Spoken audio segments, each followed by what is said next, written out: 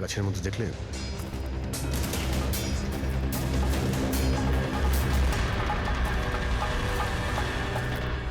ছোট্ট ক্যামেরা। মানে আমরা সঠিক জায়গাতেই এসেছি।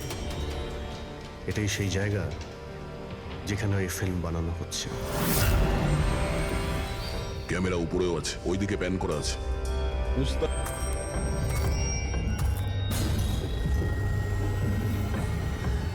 দেখো, যদি ক্যামেরা থেকে কিছু জানতে পারা যায় ওদের আস্তানার ব্যাপারে। না অভিজিৎ, এ তো হাই অ্যান্ড ওয়্যারলেস ক্যামেরা। এর থেকে জানা মুশকিল যে এর মধ্যে যে স্টোরড ফুটেজ আছে সেটা ব্রডকাস্ট কোথা থেকে হচ্ছে। আর এই জঙ্গলে জানি না আর কত ক্যামেরা আছে। দেখা যাক, এরপর কোনো ক্যামেরা পেলে হয়তো সেটা থেকে জানতে পারবো।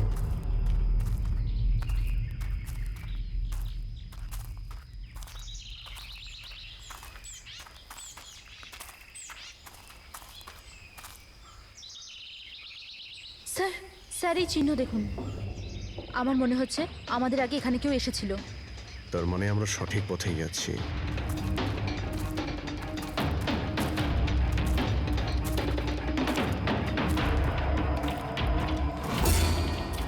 স্যার এই চিহ্নগুলো এখান অবধি রয়েছে। স্যার এর মানে ওদের আড্ডা এখানেই কোথাও রয়েছে।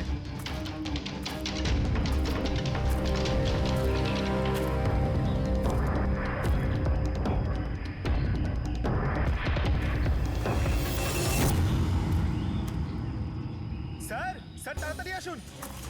এই এক মিনিট স্যার, এক সেকেন্ড। ভয় পেও না, আমরা সিআইডি অফিসার্স। ওঠো। উঠে এসো। ওঠো। স্যার আপনারা সিআইডির লোক, আমাকে বাঁচান স্যার।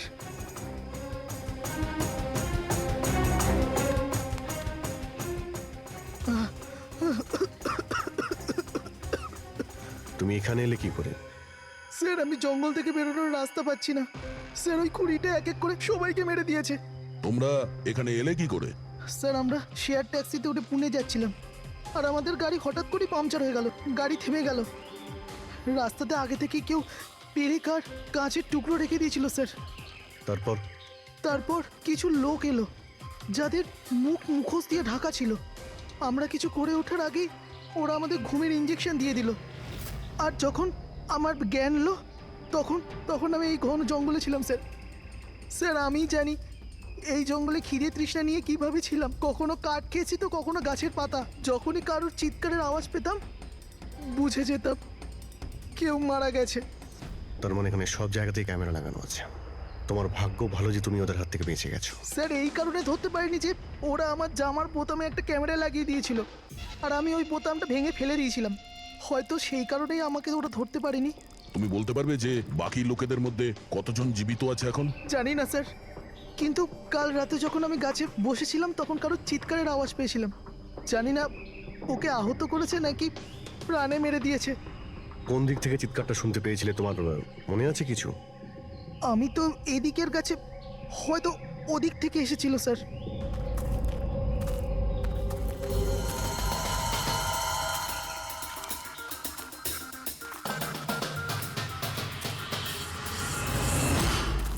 স্যার, রক্ত।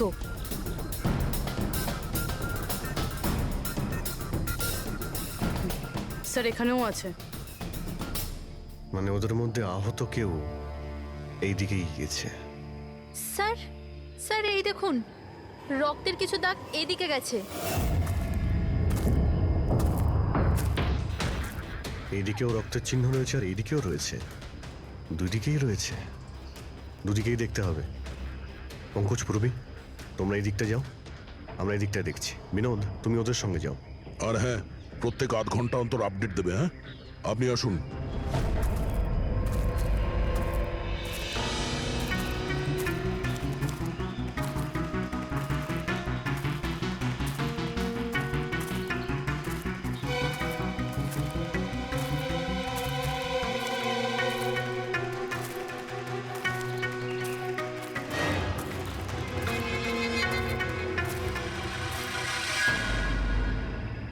এক মিনিট, ওটা কি? এসো। বাড়ি? হয়তো আহত ভিকটিম এখানেই আশ্রয় নিয়েছে। জঙ্গলের মাঝখানে বাড়ি, কিন্তু নকশার হিসাবে এখানে তো কোনো বাড়ি ছিল না। হতে পারে, হতে পারে এই ধরনের ফিল্ম যারা বানায় তাদের এই ধরনের লোকেশনের প্রয়োজন হয়, যাতে কেউ ওদের ট্র্যাক না করতে হতে পারে। পারে ওই বাড়িতে যে আহত লোকটা রয়েছে ওই অপরাধী। হতে পারে পঙ্কজ।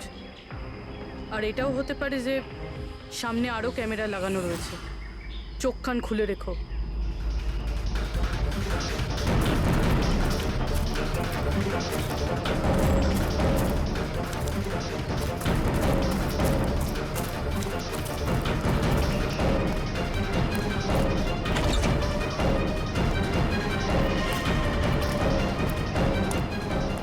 পঙ্কজ, টর্চ।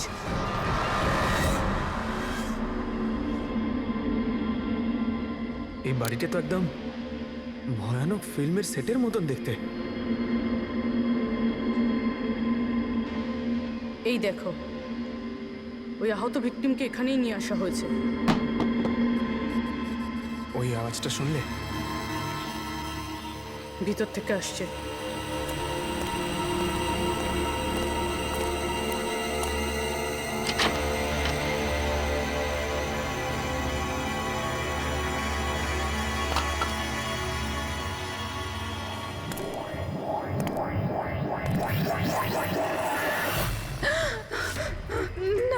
ছেড়ে দাও আমাকে যেতে দাও।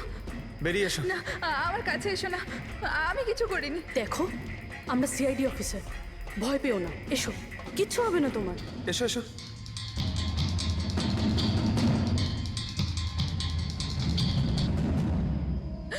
ও এখানেই আছে, ও ও ও এখানেই আছে। আরে পুরবি, এই লাইট কোথা থেকে আসছে? পঙ্কজ, পঙ্কজ, আমি কিছু দেখতে পাচ্ছি না পঙ্কজ। আরে Pankaj sir, Purabi ma'am, Pankaj sir.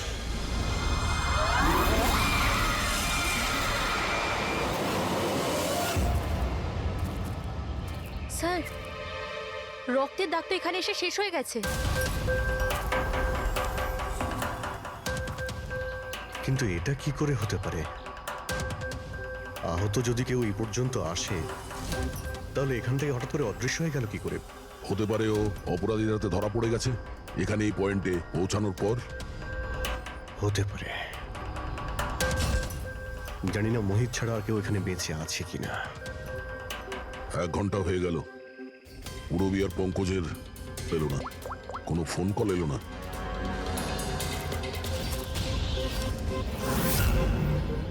Purabi phone তুলছে না। হ্যাঁ পঙ্কজ, দেখছি। পঙ্কজও ফোন তুলছে না। আরে ওরা আবার কোনো সমস্যায় পড়েনি তো? চলো গিয়ে দেখি, চলো।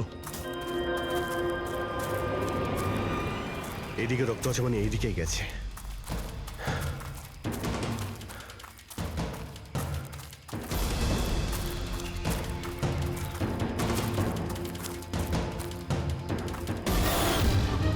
এই ঘরের ভেতর হতে পারে কেউ আছে, আমি ভেতরে গিয়ে দেখছি। ঠিক আছে, ততক্ষণ আমি এই বাইরেটা দেখি।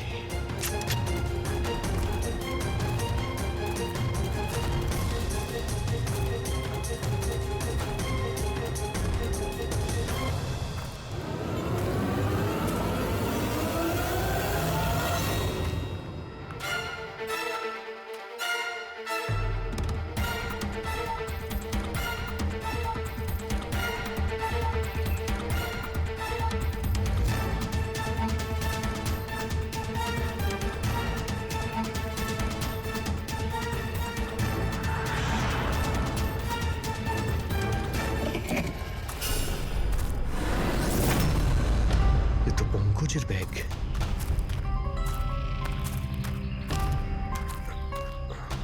পঙ্কজ,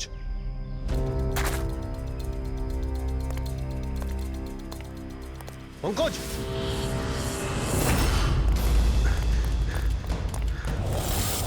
পঙ্কজ, পঙ্কজ, পঙ্কজ, কেমন আছো? ওঠো, স্যার ওঠো। কি হয়েছিল? হ্যাঁ, স্যার ওইদিকে ওই বাড়িটায় গেছিলাম স্যার। ওখানে একটা মেয়ে ছিল স্যার।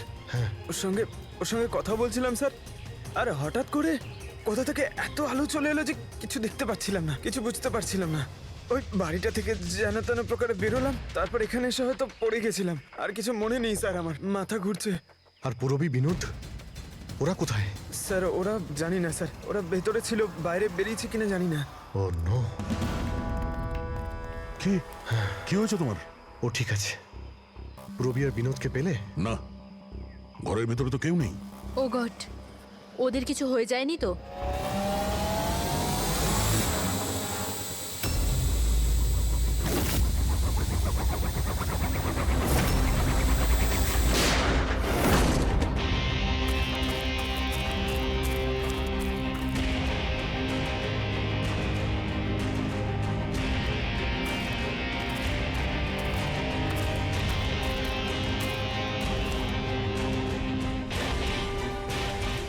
ব্যাপারটা তো খুব জটিল হয়ে যাচ্ছে। আমাদের ফিরে যেতে হবে। চলো।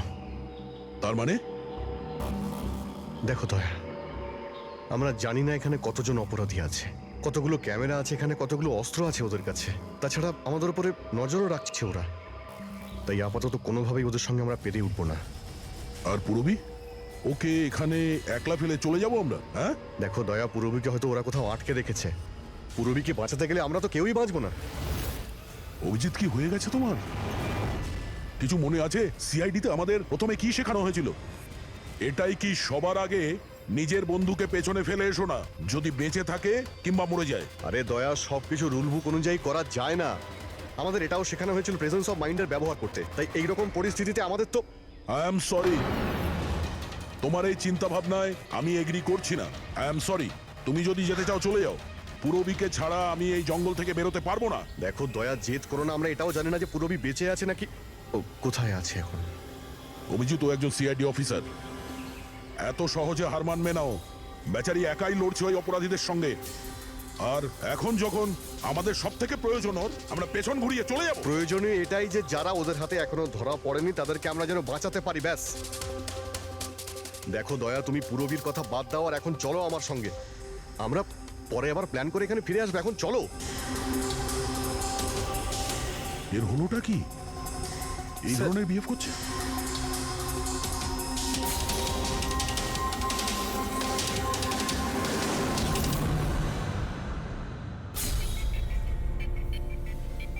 সিআইডির ইতিহাসে এই প্রথমবার হলো বোধহয় যে সিআইডি কারো কাছ থেকে ভয় পেয়ে চুপচাপ পালিয়ে গেল। হ্যাঁ ডক্টর, পৌঁছে গেছেন আপনি? হ্যাঁ, ওই জাংশনেই থাকুন, আমরা আসছি ওখানে।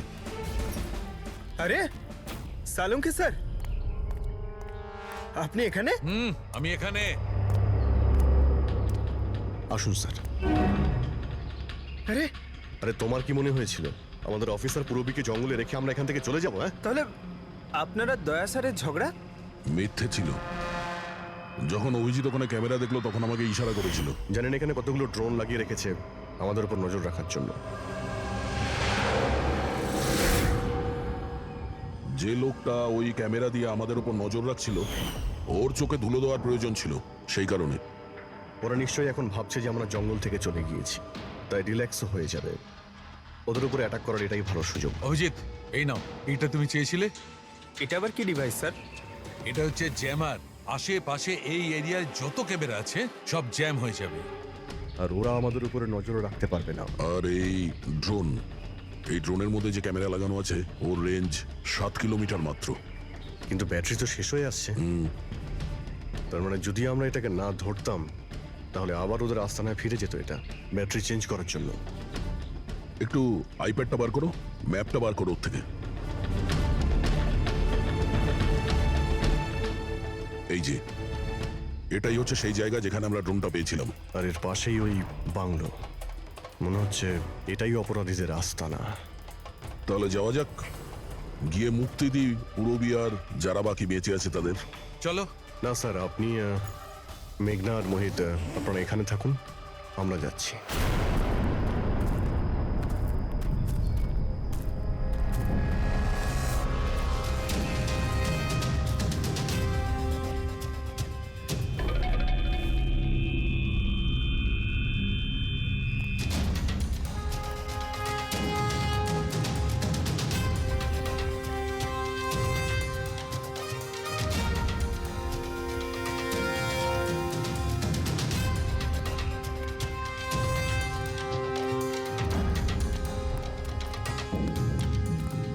আরে ভাই, সিস্টেমটা বন্ধ হয়ে গেল কি করে? দেখ না একটু, ভিতর থেকে আওয়াজ বন্ধ কি আসছে। করে হলো পুরো সিস্টেম?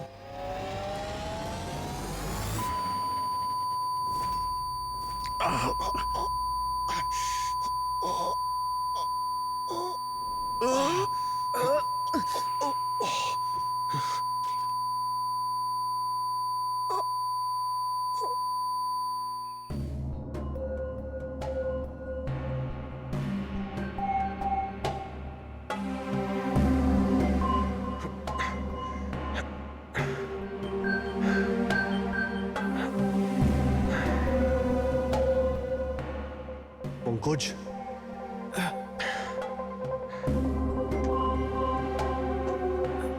পঙ্কজ, স্যার আমাদের ওয়েলকাম জানানোর পুরো বন্দোবস্ত ওরা করে রেখেছিল। স্যার এরা যদি আমাদের মারতে চাইতো তাহলে আগেই মারতে পারতো। আমাদের আমাদের মারতে গিয়ে কি এরা ভিডিও শুট করতে চায়?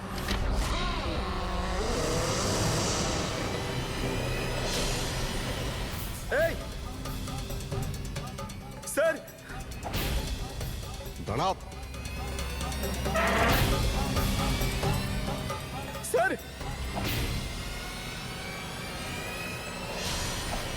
এটা আমি পঙ্কজ। পুরবি, তুমি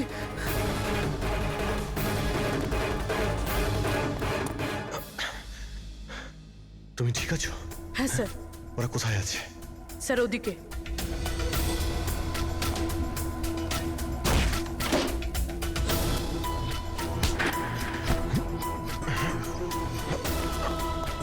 এই এই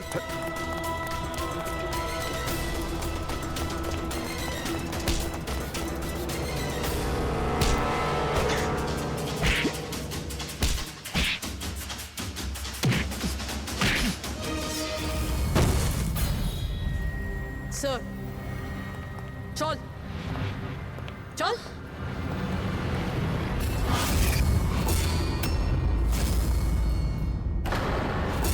মেঘনা, তুমি?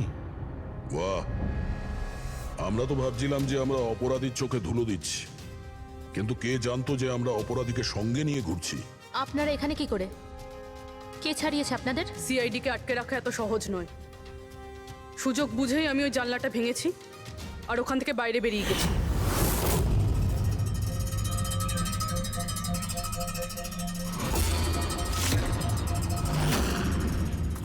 তারপর আমি তাদেরই পিছু নিলাম যাদেরকে তুমি পাঠিয়েছিলে আমাকে খোঁজার জন্য। তারপরে আমি ওই ওই মুখোশ পরা লোকটাকে দেখলাম আর তারও পিছু নিলাম।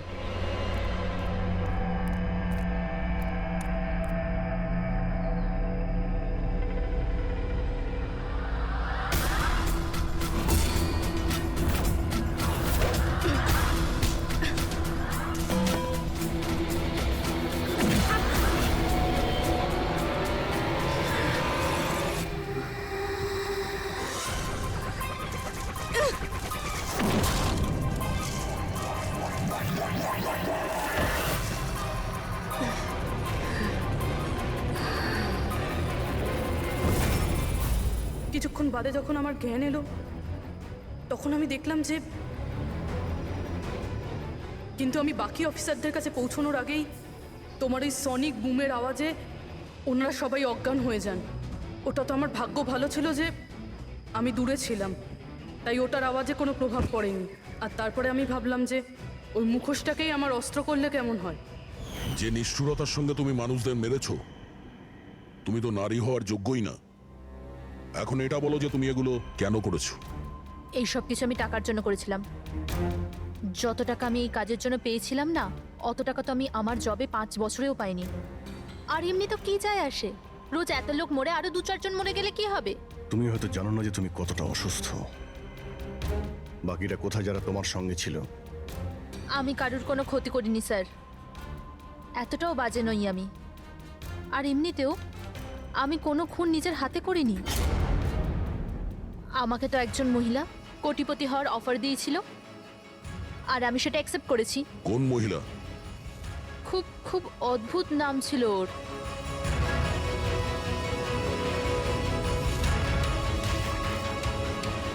রুট। রুট?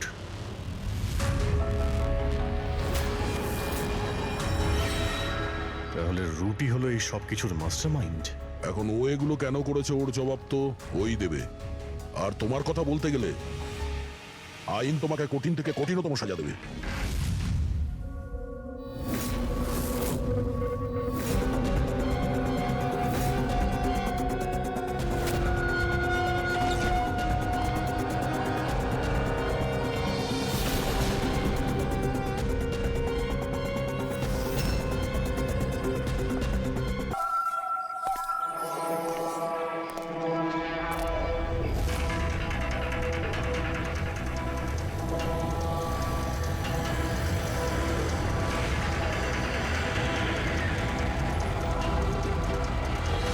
ও ভাই, গাড়িটা আগে নাও।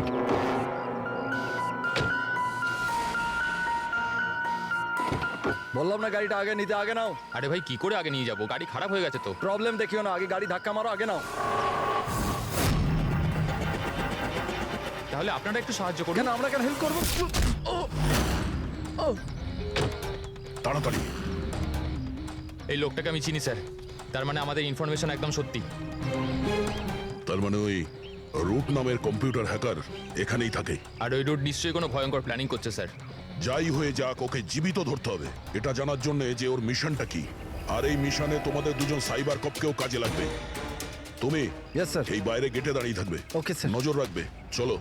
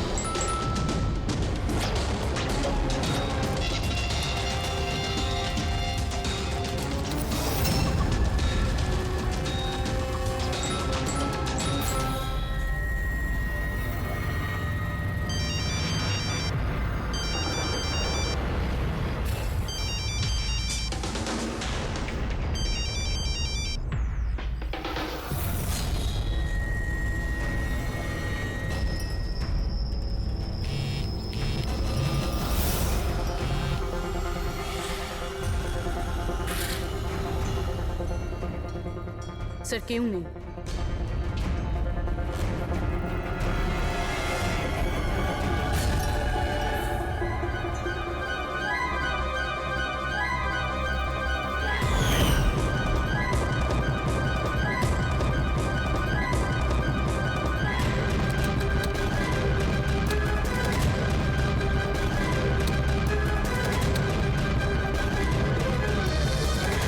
হ্যাঁ ফ্রেডি। স্যার, সব জায়গা খুঁজে নিয়েছি, কেউ কোথাও নেই। খবর তো ভুল হবে না, এখানেই কোথাও হতে হবে।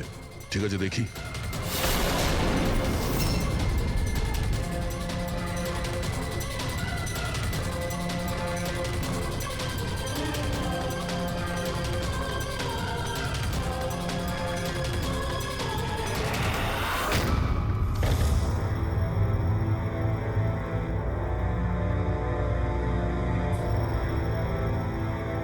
এখানে তো কেউ নেই।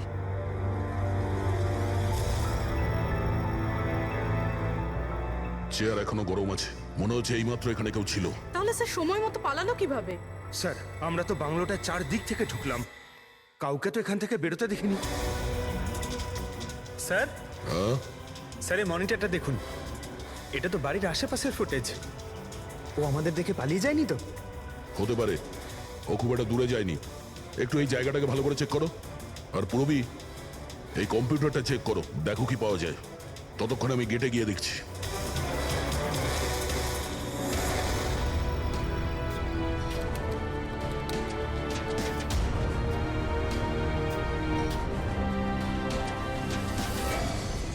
Mahesh, Mahesh, yes sir.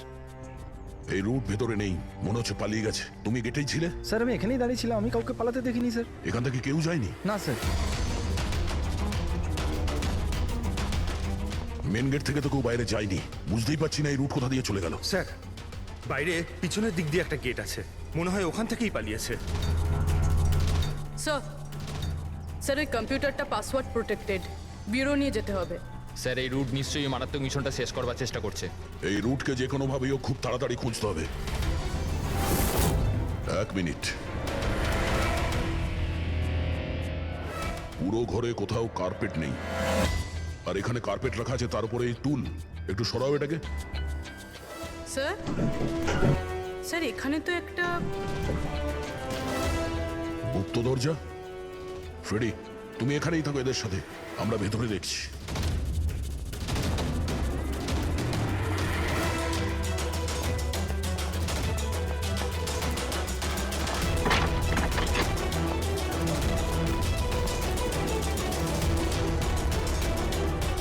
এই, দেখো, তোমার যা বলার আছে তুমি তো এখনই বলে ফেলতে পারো। আমার কিছু বলার নেই, যা কিছু বলার আমার উকিল বলবে। স্যার স্যার আমরা এই রুটের কম্পিউটার সিস্টেম অ্যাক্সেস করে নিয়েছি, আর এনক্রিপশনটাও সফল হয়েছে। জানতে পারলে কিছু? হ্যাঁ স্যার। স্যার এই গত কয়েকদিনে ইন্টারনেটে ভয়ানক কিছু ভিডিও পোস্ট করেছে স্যার। ডার্ক ওয়েবে স্যার। অ্যাকচুয়ালি ডার্ক ওয়েব ইন্টারনেটের এমন একটা কালো জায়গা স্যার, যেখানে সব অপরাধী নিজেদের সমস্ত বেআইনি কাজগুলোকে টেকনোলজির মাধ্যমে সফল করার চেষ্টা করে। যেমন অস্ত্র লেনদেন, কিডনি চুরি, অথবা কাউকে মারার সুপারি। স্যার এমন কোনো কাজ নেই যেটা এই সাইটে হয় না। একটা কথা বুঝতে পারছি না, যখন সবাই সবকিছু জানে, সবকিছু এত খোলাখুলি হয়, তাহলে এটা আটকানোর জন্য আমরা চেষ্টা করি না কেন? স্যার এটা এত সোজা নয়। অ্যাকচুয়ালি এই সাইটে ঢোকার জন্য আমরা একটা কম্পিউটার সফটওয়্যার চাই, যেটা বাছা গোছা হাই প্রোফাইল অপরাধীদের কাছেই আছে। যেমন এই রুট। Yes sir. আর স্যার যেমন আমরা জানি যে ডার্ক ওয়েবে আইপি অ্যাড্রেস আর ইউজার আইডি এই দুটোই লুকোনো থাকে। দেখাও তো কোন ভিডিও পোস্ট করেছে এই রুট।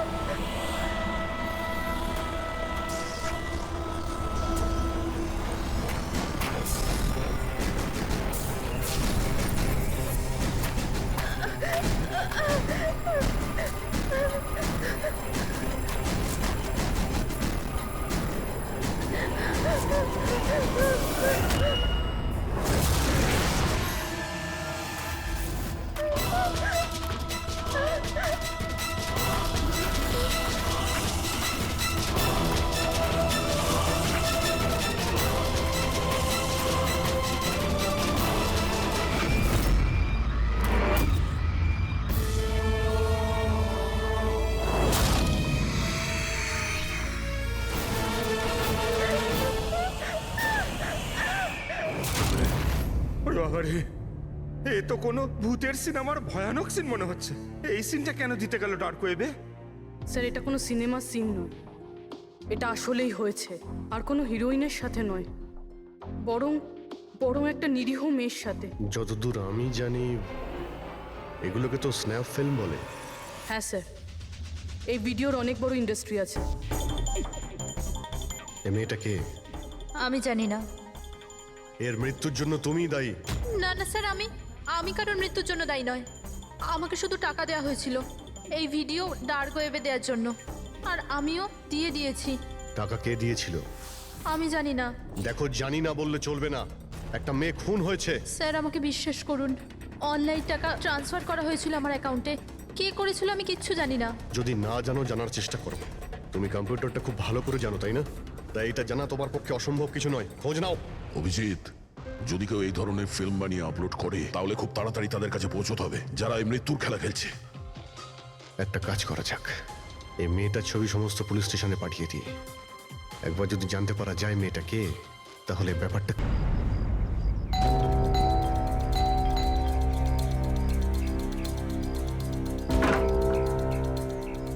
আগে বলুন, কাকে চাইছেন আপনারা? এটা রিয়ার বাড়ি না? হ্যাঁ, আমি ওর বাবা। আসুন। আসলে আমরা সিআইডি থেকে আসছি। আপনার জন্য একটা বাজে খবর আছে। আপনার মেয়ে রিয়া আর এই পৃথিবীতে নেই। হ্যাঁ জানি, কিন্তু ওর মৃত্যুর 10 দিন পরে আপনারা কেন বলতে এসেছেন এসব? আপনি জানেন যে আপনার মেয়ে রিয়া মারা গেছে? আপনি গাড়ি অ্যাক্সিডেন্টের ইনভেস্টিগেশনের জন্য এসেছেন তো? তাহলে আপনারা এটাও নিশ্চয়ই জানবেন যে রিয়ার ফিউনারেল হয়ে গেছে। এক মিনিট, আপনি কোন কার অ্যাক্সিডেন্টের কথা বলছেন? ওই তো যেটাতে আমাদের রিয়া চলে গেল, শেয়ার ট্যাক্সিতে ওরা পুনে যাচ্ছিল। না না, রিয়ার মৃত্যু কার অ্যাক্সিডেন্টে হয়নি। এটা কি বলছেন আপনি? এক মিনিট, এটাই রিয়া তো? হ্যাঁ এই তো রিয়াই তো। অ্যাক্সিডেন্টের দিন ও তো এই জামা কাপড়ই পরেছিল। এক মিনিট, মনে হচ্ছে কোনো কনফিউশন আছে। আপনি একটু বলুন যে আপনার মেয়ে রিয়ার কার অ্যাক্সিডেন্ট কিভাবে হয়েছিল?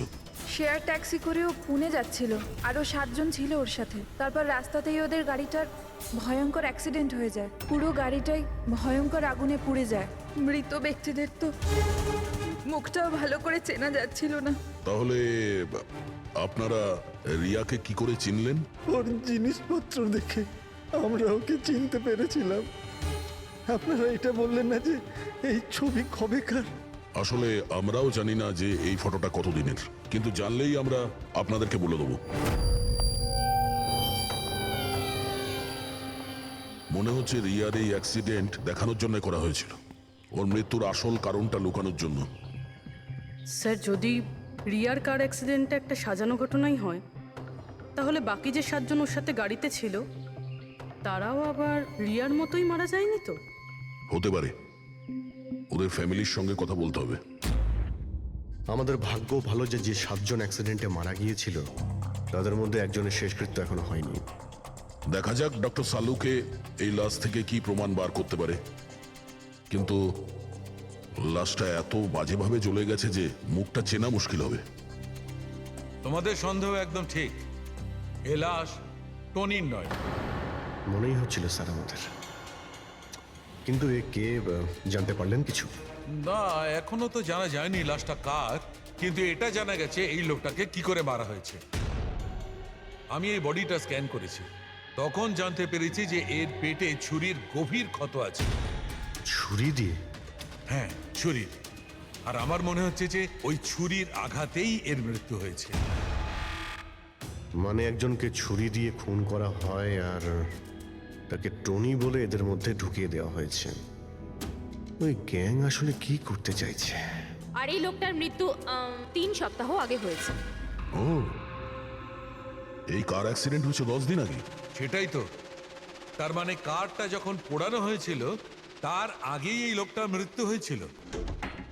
3 সপ্তাহ ধরেও লাশটাকে রেখে দিয়েছিল যাতে ওই গ্যাং এই ভয়ানক খেলাটা খেলতে পারে। আচ্ছা দয়া, আমরা একটা কাজ করি, যেখানে অ্যাক্সিডেন্ট হয়েছিল আমরা সেখানে যাই আর খোঁজ নিয়ে দেখি এক্স্যাক্টলি কি হয়েছিল ওখানে। আমি তো মজা করে গাড়ি চালাচ্ছিলাম স্যার, আর রেডিওতে গান শুনছিলাম। তখনই হঠাৎ আমি জোরে একটা আওয়াজ শুনলাম। আমি সঙ্গে সঙ্গে আমার গাড়ি থেকে বেরোলাম আর দেখলাম যে আমার সামনের একটা গাড়িতে দাউ দাউ করে আগুন জ্বলছে। আমি বুঝতে পারছিলাম না যে আমি কি করব। আচ্ছা, এই ঘটনাটা কখন হয়েছিল মনে আছে তোমার? স্যার, আমার মনে হয় হয়তো বিকেল 5টার সময়।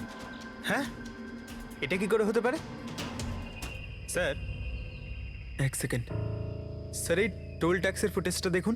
এখানে তো গাড়ি 3:30টার সময় ক্রস করেছিল, তাহলে এই জায়গাটা ওখান থেকে 20 কিলোমিটার দূরে স্যার। কিন্তু 20 কিলোমিটার রাস্তা অতিক্রম করতে 1.5 ঘন্টা তো লাগার কথা নয়।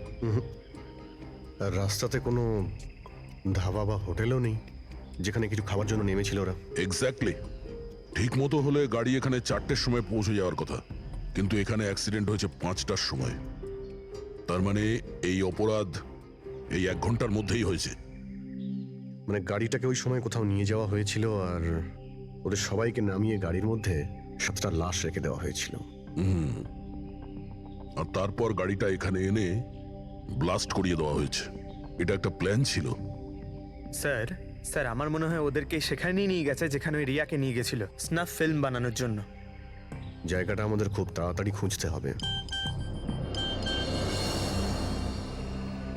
পুরবী SMS পাঠিয়েছে, কোনো গাছের ছবি। হ্যাঁ পুরবী। স্যার আমি যে গাছটার ছবি পাঠিয়েছি আপনাকে, এটাকে মোরিঙ্গা অ্যালোফেরিয়া বলে স্যার। হ্যাঁ স্যার ঠিক এইরকম গাছই রিয়ার ফুটেজেও ছিল স্যার। এই দেখুন স্যার, ওই ফুটেজেরই একটা স্ক্রিনশট পাঠাচ্ছি। স্যার এই গাছটা মহারাষ্ট্রের 2টো জঙ্গলে পাওয়া যায়। এটা তো এক্স্যাক্টলি ওই রকমই গাছ। মহারাষ্ট্রের 2টো জঙ্গলে? কোন কোন জঙ্গলে? স্যার একটা জঙ্গল যেটা নাসিকের কাছে, আর দ্বিতীয় জঙ্গলটা যেখানে অ্যাক্সিডেন্ট হয়েছে সেখান থেকে 1 ঘন্টার দূরত্বে। আর ওই জঙ্গলটার নাম হলো প্রিফিক্স ফরেস্ট। নিশ্চয়ই এর মৃত্যুর খেলাটা প্রিফেক্ট জঙ্গলেই হয়েছে। তবে প্রিফিক্স ফরেস্ট তো একটা বড় জঙ্গল, ওখানে খোঁজা তো অত সহজ নয়। ফরেস্ট অফিসারদের সাহায্য নিতে হবে।